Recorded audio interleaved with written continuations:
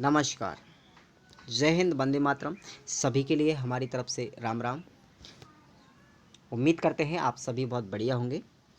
तो चलिए, आज का हमारा टॉपिक है हिंदी व्याकरण का, जो एसटीसी और पीटीईटी दोनों के लिए एंट्रेंस एग्ज़ाम के अंतर्गत बहुत ही ज़्यादा महत्वपूर्ण योगदान रखता है। और वो टॉपिक है आपका नाउन यानी संज्ञा। संज्ञा के टाइप्स कितने होते हैं उन सब के बारे में आज हम विस्तार से बात करेंगे।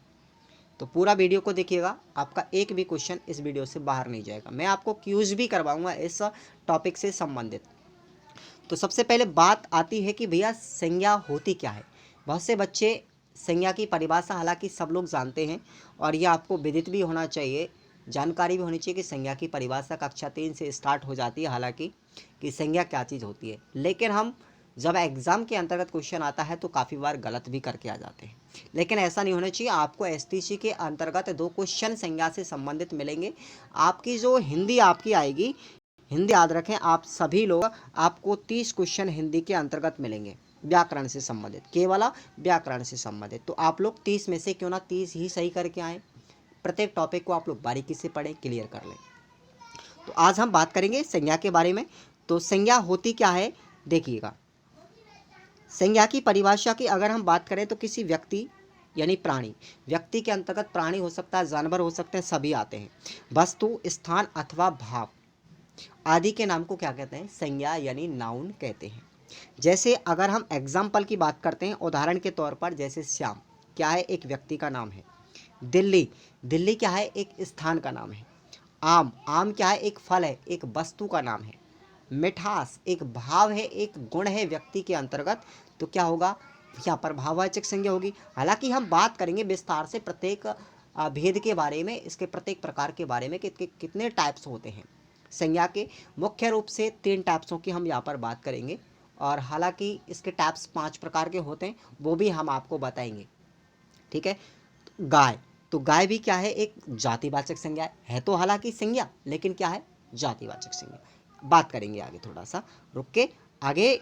एग्जाम्पल यदि आपको इस तरीके से दे दिया जाए, किस तरीके से, एक सेंटेंस के रूप में यदि आपको एग्जाम्पल दे दिया जाए कि भाई श्याम खाना खा रहा है, तो बताइए श्याम क्या है। श्याम यहाँ पर एक संज्ञा होगी, क्योंकि क्या है, एक व्यक्ति का नाम है। यदि आपसे भेद पूछा जाए तो एक व्यक्तिवाचक संज्ञा होगी। अमरूद, अमरूद में मिठास है, तो अमरूद में यदि आपसे पूछा जाए तो संज्ञा होगी। एक फल का नाम है, अमरूद एक फल है, एक वस्तु है। ठीक है। तो अमरूद यहाँ पर वैसे देखी जाए तो आपको जातिवाचक संज्ञा होगी ना। ठीक है। और मिठास शब्द में अगर बात की जाए तो यहाँ पर भाववाचक संज्ञा होगी।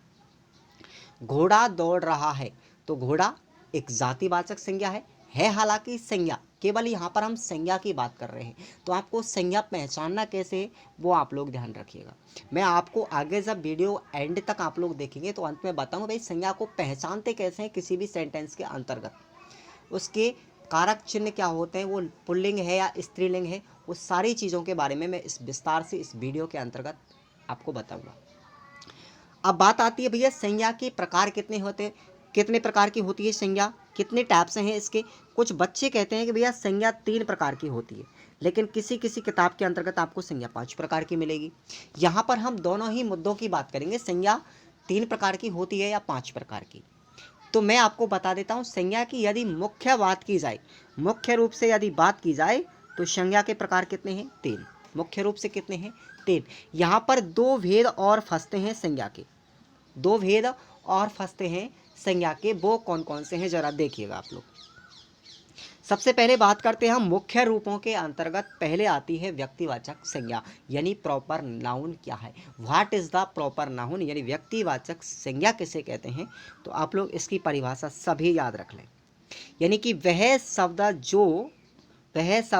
जो किसी एक व्यक्ति, एक वस्तु अथवा एक स्थान आदि का हमें बोध करवाता है, उसे हम क्या कहते हैं, व्यक्तिवाचक संज्ञा कहते हैं, यानी उसे प्रॉपर नाउन कहते हैं। एक व्यक्ति, एक वस्तु, एक स्थान आदि का बोध करवाने वाली संज्ञा क्या कहलाती है, यानी शब्द क्या कहलाते हैं, व्यक्तिवाचक संज्ञा कहलाती है। क्लियर, आपको यहीं पर याद होना चाहिए, पूरा टॉपिक्स यहीं पर याद होना चाहिए। एग्जाम्पल के तौर पर यदि हम बात करें व्यक्तिवाचक संज्ञा की, तो देखिएगा जैसे आपसे पूछ ले भाई राम में कौन सी संज्ञा है, तो राम क्या है, याद रखेंगे एक व्यक्ति का नाम है मित्रों, एक व्यक्ति का नाम है, इसलिए यहाँ पर क्या होगी, व्यक्तिवाचक संज्ञा होगी। राम श्याम यानी किसी भी व्यक्ति का यदि आपको नाम दे दिया जाए तो वहाँ पर केवल और केवल व्यक्तिवाचक संज्ञा होगी। यदि आपको नाम दे दिया जाए, चाहे वो किसी स्थान का नाम हो, चाहे वो किसी वस्तु का नाम हो, ठीक है, चाहे वो किसी ग्रंथ का नाम हो, चाहे किसी पर्वत अथवा नदी का नाम हो, कुछ भी यदि आपको एक स्पेशली तौर पर नाम दे दिया जाए तो वहाँ पर केवल और केवल व्यक्तिवाचक यानी प्रॉपर नाउन होगा। टेबल की यदि बात की जाए तो देखिए, टेबल में बहुत से बच्चे जो होते हैं वो जातिवाचक संज्ञा बताते हैं, लेकिन यहाँ पर केवल और केवल एक टेबल की बात की जा रही है जो एक बैठने का साधन है, केवल एक नाम को सूचित कर रहा है, एक नाम को इंगित कर रहा है, तो यहाँ पर क्या होगी, एक प्रॉपर नाउन होगी, एक व्यक्तिवाचक संज्ञा होगी। कुर्सी के अंतर्गत देखो, कुर्सी एक एग्जाम्पल मैंने आपको दिया है, तो इस कुर्सी में भी क्या होगी, एक व्यक्तिवाचक संज्ञा होगी, क्योंकि यह एक नाम को ही इंगित कर रहा है। कार, कार में भी क्या होगी, व्यक्तिवाचक संज्ञा होगी। यदि कार में किसी भी कार का आपको नाम दे दिया जाए तो क्या होगी, वहाँ पर व्यक्तिवाचक संज्ञा होगी। तो भैया कार एक यातायात का साधन है यहाँ पर, किंतु संपूर्ण यातायात नहीं है, कार केवल एक माध्यम है यातायात करने का, इस कारण से यहाँ पर एक व्यक्तिवाचक संज्ञा को इंगित किया जाएगा। दिल्ली, कोई भी शहर का नाम आपको यदि दे दिया जाए तो दिल्ली क्या है, एक राज्य है, एक जगह का नाम है, एक स्थान का नाम है, इसलिए यहाँ पर क्या होगी, व्यक्तिवाचक संज्ञा होगी। आपसे मुंबई, मुंबई के बारे में पूछा जाए तो मुंबई को भी आप लोग याद रख लें, एक स्थान का नाम है, एक शहर का नाम है, यहाँ पर भी क्या होगी, व्यक्तिवाचक संज्ञा होगी। अगली संज्ञा आती है हमारी जातिवाचक संज्ञा। जातिवाचक संज्ञा, तो भैया जो जातिवाचक संज्ञा है वो क्या है, आप लोग इसकी परिभाषा कन्फर्म याद कर लें, यानी कि जो शब्द संज्ञा किसी जाति का, एक ही जाति का बोध कराने वाले शब्द क्या कहलाते हैं, जातिवाचक संज्ञा के अंतर्गत आते हैं।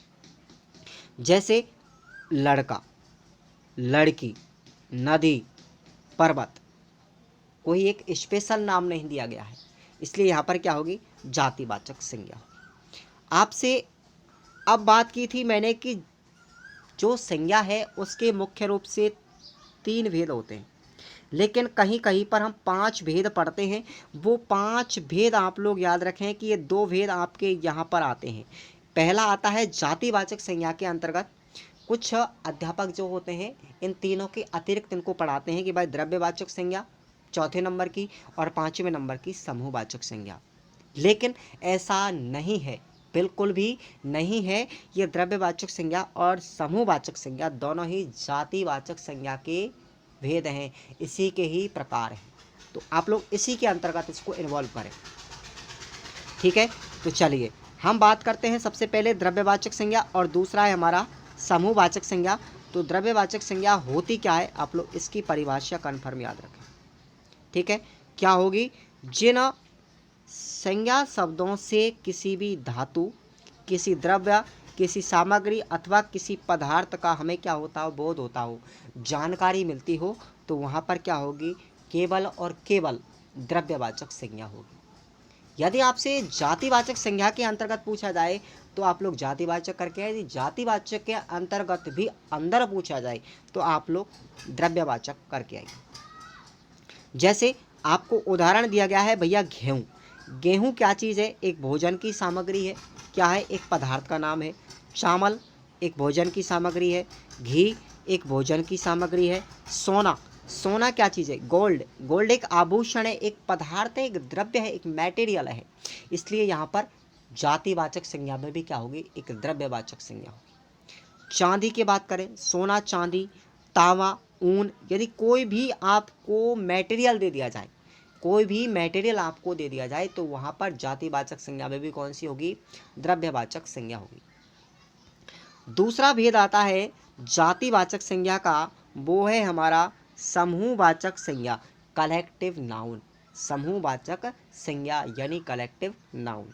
तो क्या होती है समूहवाचक संज्ञा, देखिएगा, जिन संज्ञा शब्दों से किसी एक व्यक्ति का बोध नहीं हो करके पूरे ही समाज का या पूरे समूह का, एक ग्रुप का बोध होता है, वहाँ पर समूहवाचक या समुदायवाचक संज्ञा होगी दोस्तों। क्लियर? यानी कि जिन संज्ञा शब्दों से एक व्यक्ति विशेष का बोध नहीं होता हो, पूरे जाति का बोध होता है, पूरे समाज का बोध होता है, पूरे समूह का बोध होता है, पूरे ग्रुप का बोध होता है, वहाँ पर समूहवाचक, ठीक है, या कलेक्टिव नाउन या ग्रुप नाउन या समुदायवाचक संज्ञा होगी। जैसे उदाहरण के लिए अगर हम बात करें सेना, सेना में यदि आपसे पूछा जाए तो भैया सेना में बहुत सारे सैनिक होते हैं, कोई एक व्यक्ति का नाम थोड़ी है, तो वहाँ पर समूह की बात की जा रही है, तो वहाँ पर समूहवाचक संज्ञा। पुलिस है उदाहरण के लिए, पुस्तकालय है, पुस्तकालय में अनेक पुस्तकें हैं, इसलिए कोई एक पुस्तक की बात थोड़ी हो रही है। दल है यानी ग्रुप में, समिति उदाहरण के लिए, बहुत सारे उदाहरण हैं इसके। आयोग है तो आयोग में देखिए, आयोग का गठन किसी खास उद्देश्य के लिए किया जाता है, इसमें अनेक सदस्य होते हैं। परिवार की हम बात करें तो परिवार में अनेक सदस्य होते हैं, और यहाँ तक कि 2-3 पीढ़ियाँ भी उसके अंतर्गत शामिल होती हैं, तो परिवार में भी क्या होगी, जातिवाचक संज्ञा तो है, लेकिन कौन सी है, समूहवाचक संज्ञा। अब तीसरी आती है हमारी मुख्य भेद है संज्ञा का, तीसरा है भाववाचक संज्ञा। भाववाचक संज्ञा, एब्स्ट्रैक्ट नाउन। क्या होती है एब्स्ट्रैक्ट नाउन, जरा देखिएगा। जिन संज्ञा शब्दों से पदार्थों की अवस्था, उसके गुण दोष, धर्म, दशा आदि का हमें क्या होता है, बोध होता है, वहाँ पर क्या होगी, भाववाचक संज्ञा होगी। उदाहरण के तौर पर अगर हम बात करें तो देखिए बुढ़ापा, बुढ़ापा क्या है, एक उम्र की अवस्था है, एक जीवन की अवस्था है। मिठास यानी मिठास, मिठाई का क्या है, एक गुण है। क्रोध, क्रोध क्या है, एक भाव है, एक दशा है। हर्ष एक भाव है, हर्ष भी एक भाव है। यौवन, यौवन क्या है, स्त्री की एक दशा है। बालपन, बचपन, ये सब दशा है। मोटापा एक अवस्था है जो मोटापे को इंगित करता है। तो ये सब क्या है, भाववाचक संज्ञा के उदाहरण। अब मैंने आपको बताया था जब वीडियो स्टार्ट की थी, भैया संज्ञा की पहचान कैसे करते हैं हम, तो वही हम आपको बताएंगे।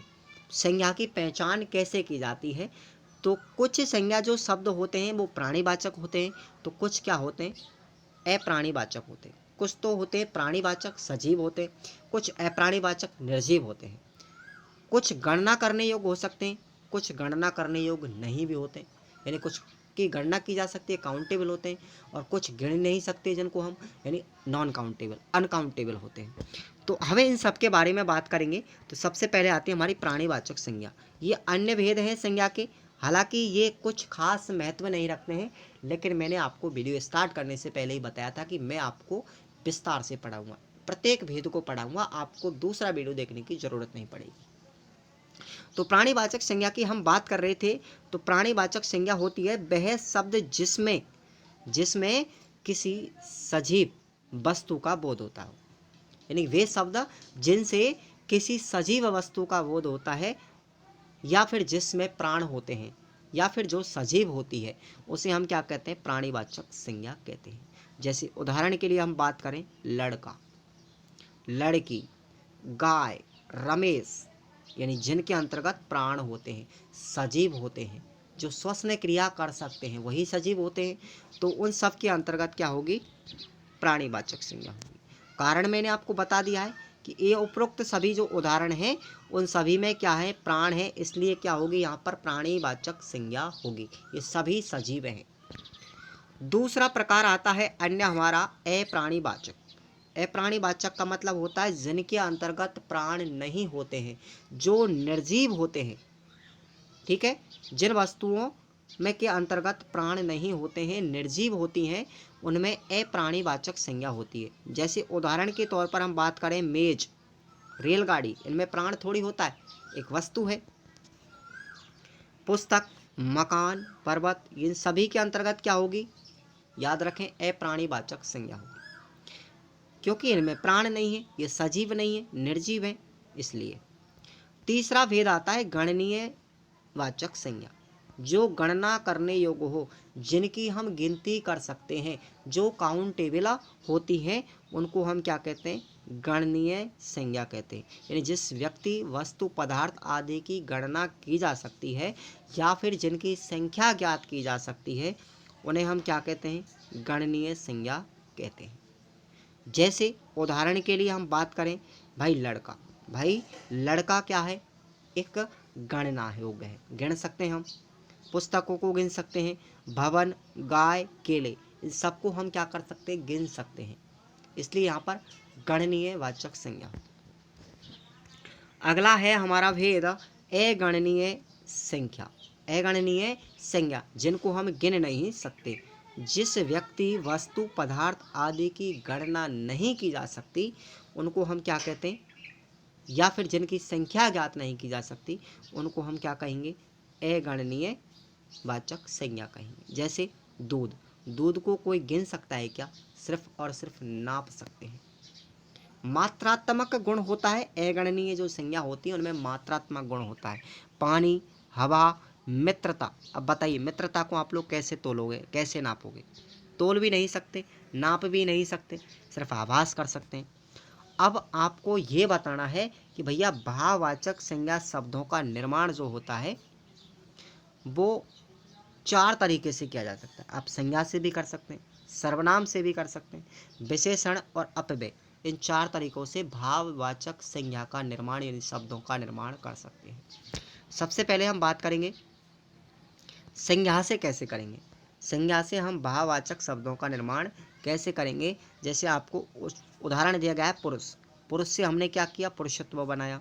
नारी से नारीत्व बन गया, बालक से बालकत्व बन गया, मित्र से मित्रता बन गया, दास से दासत्व बन गया। इस तरीके से हम संज्ञा से भाववाचक शब्दों का निर्माण भी कर सकते हैं। और देखिएगा उदाहरण, जैसे क्षत्रिय से क्षत्रित्व एक गुण है, पशु से पशुत्व, बंधु से बंधुत्व, सती से सतीत्व और पंडित से पांडित्य। ये उदाहरण मैं आपको जो बता रहा हूँ ये संज्ञा से भाववाचक संज्ञा बनाने के उदाहरण हैं, तरीके हैं। तो आप बात करते हैं आगे हम प्रोनाउन से, यानी सर्वनाम से किस तरीके से हम भाववाचक शब्दों का निर्माण करेंगे। जैसे अपना, अपना से क्या हुआ? अपनत्व। निज, निजत्व बन गया। सर्व से सर्वस्व बन गया। पराया से परायापन बन गया। अहम से अहंकार बन गया। स्व से स्वत्व बन गया। तो ये सब क्या है? सर्वनाम है। मम से ममत्व बन गया। अब बात करते हैं हम विशेषण शब्दों से कैसे बनेंगे भैया भाववाचक संज्ञा। तो याद कर ले आप लोग ये भी उदाहरणों के तौर पर। सुंदर से सुंदरता बना, वीर से वीरता बन गया, मिठा से मिठास बन गया, मीठा से मिठास बन गया, निर्बल से निर्बलता, मधुर से मधुरता, ये बन सकते हैं। प्रवीण से प्रवीणता, सफल से सफलता, चतुर से चातुर्य, चतुर का क्या होगा? चातुर्य। दुर्बल का दुर्बलता, निर्माण कर सकते हैं हम आसानी से। सुंदर का सुंदरता। अब बात करते हैं हम अव्यय से भाववाचक शब्दों का निर्माण कैसे करते हैं। तो देखिएगा, खेलना से क्या बन गया? खेल, खेलना एक अव्यय शब्द है तो खेलना खेल बन गया। निकट से निकटता। थकान से क्या बनेगा? थकावट। हंसी से हंसना, लेख से लेखना, उतरना से उतराई, मेल से मिलान और कमाई से कमाना से कमाई बन गया। अब हमने बताया कि संज्ञा शब्द का परिचय, यदि आपको कोई सेंटेंस दे दिया जाए और आपसे पूछ लिया जाए कि भैया इस वाक्य के अंतर्गत आपको संज्ञा का पद परिचय करना है, ये बहुत बड़ी बात है। संज्ञा का पद परिचय कैसे करते हैं? तो देखिए आप लोग इसको ज़रा आप लोग बारीकी से देखिए। संज्ञा का पद परिचय देते समय वाक्य में आए प्रत्येक शब्द को अलग अलग करके उसका परिचय बताना पड़ता है। ठीक है, ये चीज़ आप लोग याद रखें। प्रत्येक शब्द को अलग अलग किया जाता है, तभी जाकर के पद परिचय होगा। जैसे उदाहरण के तौर पे आपसे पूछ लिया जाए कि भैया राम ने रावण को मारा, राम ने रावण को मारा, तो भैया देखिएगा राम यहाँ पर एक शब्द है, क्या होगी? संज्ञा है, व्यक्तिवाचक संज्ञा है, पुल्लिंग है, एक वचन है और कर्ता कारक है। इस तरीके से आपको पद परिचय करना होता है वाक्य का। रावण क्या है? रावण के बारे में यदि आपसे पूछा जाए तो देखिए रावण में संज्ञा होगी, व्यक्तिवाचक है, पुल्लिंग है, एक वचन है, लेकिन क्या होगा? कर्म कारक है, क्योंकि रावण को मारा गया है। ठीक है ना, कर्म कारक है। मैं आपको जो कारक चिन्ह है ना वो आप लोग याद रखें। तो इस कारक चिन्ह को कैसे देखते हैं, कर्ता ने आ गया ना, कर्ता के साथ में ने, कर्म को रावण को आ रहा है तो कर्म, ठीक है। कर्ता ने कर्म को करण से संप्रदान के लिए अपादान से अलग, संबंध का के की, है ना। इस तरीके से आप लोग याद रखें। अब बाण क्या चीज़ है आपसे पूछ लिया जाए, बाण, तो बाण के बारे में याद रखें आप लोग। बाण में संज्ञा होगी, व्यक्तिवाचक संज्ञा है, पुल्लिंग है, एक वचन है, करण कारक। बाण से मारा ना भाई, बाण से मारा, करण कारक, एक माध्यम के रूप में प्रयुक्त किया गया, एक साधन के रूप में प्रयुक्त किया गया है बाण को। राम ने किसको मारा, रावण को मारा, ठीक है। राम ने, तो कर्ता यहाँ पर हो गया, किसको मारा, रावण को मारा, तो कर्म कारक हो गया। लेकिन किससे मारा, बाण से मारा, ठीक है। तो से आ गया, से आ गया, तो यहाँ पर करण कारक हो गया। इस तरीके से आप लोग याद कर सकते हैं। तो पद परिचय इस प्रकार दिया जाता है। अब हम बात करते हैं क्वेश्चनों की। देखिए सबसे पहला क्वेश्चन आप लोग देखिए, फूल कौन सी संज्ञा बताइए। फूल कौन सा संज्ञा है, यानी फूल में क्या संज्ञा होगी। तो आप लोग सभी याद रख लें, फूल में क्या होगी दोस्तों, जातिवाचक संज्ञा होगी। एक जाति का बोध हो रहा है, किसी नाम नहीं दिया गया फूल का, तो आपका यहाँ पर ऑप्शन बी हो जाएगा, राइट, ऑप्शन बी चला जाएगा। नेक्स्ट क्वेश्चन है आप लोगों के लिए, यह है ईमानदारी में कौन सी संज्ञा है। ईमानदारी में कौन सी संज्ञा है, व्यक्तिवाचक, भाववाचक, समूहवाचक या इनमें से कोई नहीं। तो सभी याद रख लें, ईमानदारी एक भाव पैदा हो रहा है, एक गुण है, ठीक है ना। तो यहाँ पर क्या हो जाएगी, भाववाचक संज्ञा हो जाएगी। सभी याद रखें, ऑप्शन क्या होगा, बी।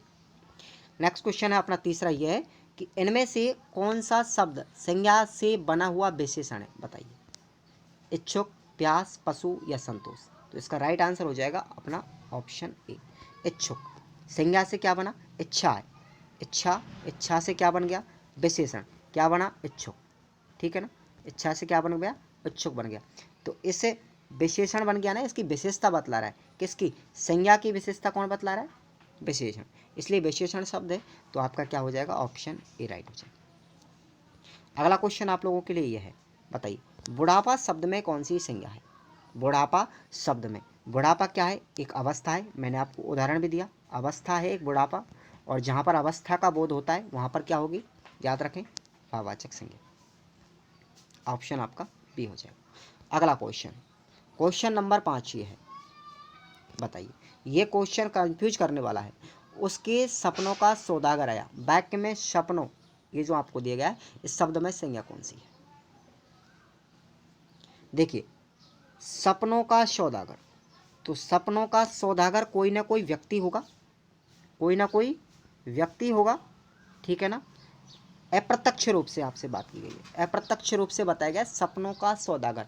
तो सपनों क्या है, एक व्यक्तिवाचक है अप्रत्यक्ष रूप से, ठीक है। तो आपका यहाँ पर सी ऑप्शन हो जाएगा। अगला क्वेश्चन नंबर 5, छठवां, सभा शब्द में कौन सी संज्ञा है। तो सभा एक समूह की बात की जा रही है, सभा के अंतर्गत बहुत से व्यक्ति होते हैं, ठीक है, समूह की बात की जा रही है। तो यहाँ पर क्या हो जाएगा आपका जातिवाचक, ऑप्शन बी के साथ लॉक कर लो, क्लियर।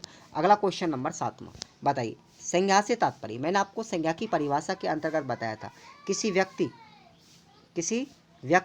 वस्तु, ठीक है, वस्तु, स्थान, नाम, ये सब क्या होते हैं, भाव, ठीक है ना, भाव, इन सब के नाम को क्या कहते हैं, संज्ञा कहते हैं। तो यहाँ पर आ गया ना नाम, नाम आ गया, तो नाम आ गया, तो आपका राइट आंसर क्या चला जाएगा, ऑप्शन नंबर सी के साथ चला जाएगा, क्लियर, सी ऑप्शन। अगला क्वेश्चन नंबर 8, संज्ञा का मुख्य भेद नहीं है। मैंने आपको संज्ञा 3 प्रकार की बताई थी, ठीक है, 3 प्रकार की बताई थी, और 2 अन्य भेद भी बताए थे, जो किसके हैं, जातिवाचक संज्ञा, जो किसके हैं, जातिवाचक संज्ञा के। तो अब बताइए कौन सी बताई थी मैंने, पहली बताई थी आपको समूहवाचक संज्ञा, और ठीक है, इसका ऑप्शन आपका सी चला जाएगा। और दूसरी इसी के साथ में मैंने आपको बताया था द्रव्यवाचक संज्ञा। तो ये किसके भेद होते हैं, जातिवाचक संज्ञा, क्लियर। अगला क्वेश्चन नंबर 9, बताइए नीचे दिए गए शब्दों में संज्ञा शब्द कौन सा है। संज्ञा आपको पहचाननी है, मैंने आपको संज्ञा की पहचान करना भी सिखा दिया है, देखिए इसमें एक बुराई शब्द दिया गया है। बुराई एक भाव है, एक गुण है व्यक्ति के अंतर्गत। तो गुण में क्या होगी? भाववाचक संज्ञा। भाववाचक संज्ञा है, ठीक है ना। इसलिए आप ऑप्शन आपका डी चला जाएगा। अगला क्वेश्चन है क्वेश्चन नंबर 12। बताइए सूजन में कौन सी भाववाचक संज्ञा बनती है? सूजन में कौन सी भाववाचक संज्ञा? सूजन बताइए जल्दी से। राइट आंसर चला जाएगा आपका सौजन्य। इससे कौन सी भाववाचक संज्ञा बनेगी? ऑप्शन नंबर सी, सौजन्य। राइट आंसर होगा आपका ऑप्शन नंबर सी, सौजन्य। अगला क्वेश्चन बताइए संज्ञा के कितने भेद हैं? संज्ञा के केवल भेद पूछा गया है, तो आपको राइट आंसर करके आएंगे आप लोग का जब भी एग्जाम के अंतर्गत आएगा 3, केवल 3 ही करके आए, 5 नहीं करके आए, ये याद रखें। क्लियर? तो आपका बी ऑप्शन राइट हो जाएगा। और लास्ट क्वेश्चन आप लोगों के सामने ये है और इसका राइट आंसर आपको पता लग रहा है। मैं आपकी सज्जनता, उदारता, माधुर्य और खोर वर्ण से प्रभावित हूँ। वाक्य में भाववाचक संज्ञा शब्द नहीं है, तो वो होगा आपका प्रभावित। इन सब के अंतर्गत कौन सी है? भाववाचक संज्ञा है, याद रख लो। ठीक है, गुण, दोष, दशा, वर्ण, रंग सबका विश्लेषण किया गया है, लेकिन प्रभावित एक शब्द है, इसके अंतर्गत कोई भी संज्ञा नहीं होगी, भाववाचक संज्ञा नहीं होगी, याद रख लें, नहीं होगी। तो आपका यहाँ पर सी ऑप्शन। चलिए बहुत बहुत धन्यवाद आप सभी को। यदि आपको पसंद आए तो आप लोग इस संज्ञा की वीडियो को लाइक ज़रूर कर दीजिएगा, शेयर ज़रूर कीजिएगा, ठीक है। और चैनल पर यदि आप लोग पहली बार आए हैं तो सब्सक्राइब करना बिल्कुल मत भूलिए। धन्यवाद। मिलते हैं नेक्स्ट टॉपिक के साथ में।